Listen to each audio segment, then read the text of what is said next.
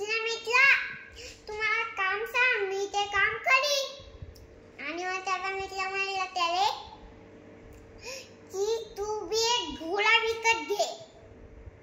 आणि मग ते घोड्याच्या लेत गेला आणि मग त्यानं किती घोडे पसंत केले तरी बी त्याला एक घोडा पसंत आला नाही।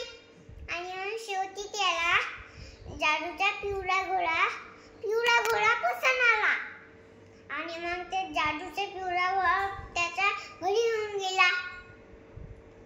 आणि मग त्याच्या बायकोनं त्या टिक्का लावला, पूजा केली।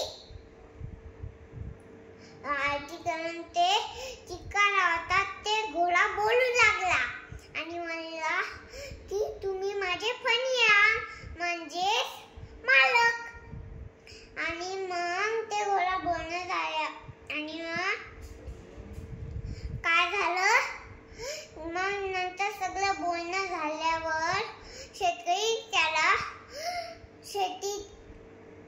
घोड्याच्या ठिकाणी घेऊन घेते। आणि मग ते शेतकरी त्याला पळायचा आनंद देते। ते घोडा सगळ्या मातीच्या घोड्या मागे टाकून पुढे पळते। आणि मग सगळ्या रेतीले ते घोडा पुढे जिंकते आणि त्या 5 लाखाचे बक्षीस भेटते। आणि मग त्याला खूप सारे पैसे येतात। आणि मग ते एका दिवशी त्याची बायको म्हणली दोपे ते घोडा आलेला आहे जादूचा, तो पे आपण श्रीमंत झालेला आहे। आणि मग एका दिवशी ते बबलू नावाचा एक छान मुलगा होता।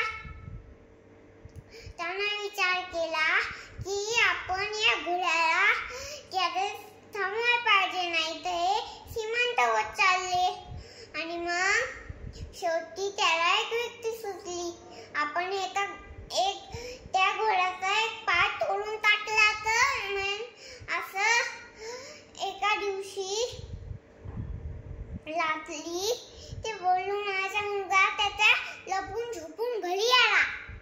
आणि मग एक मोठा गंडा घेऊन आला आणि त्याचा पाय तोडायला आला। आणि त्या पायाला त्यानं दोरा झटका मारला आणि मग त्या पायातून लटकं निघू लागलं। आणि मग शेवटी ते लटकं वाहून ते आपोआप बरं झालं। आणि मग त्या घोड्याचा पाय केला आणि त्याला मारू लागला आणि त्याला डोळ्यात लाथ मारली आणि त्याचा पाय मोडला आणि ते दवाखान्यात भरती झाला। आणि त्यानं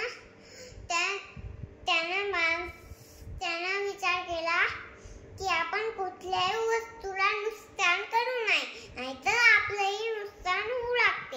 आणि मग त्यानं कधी कोणत्याही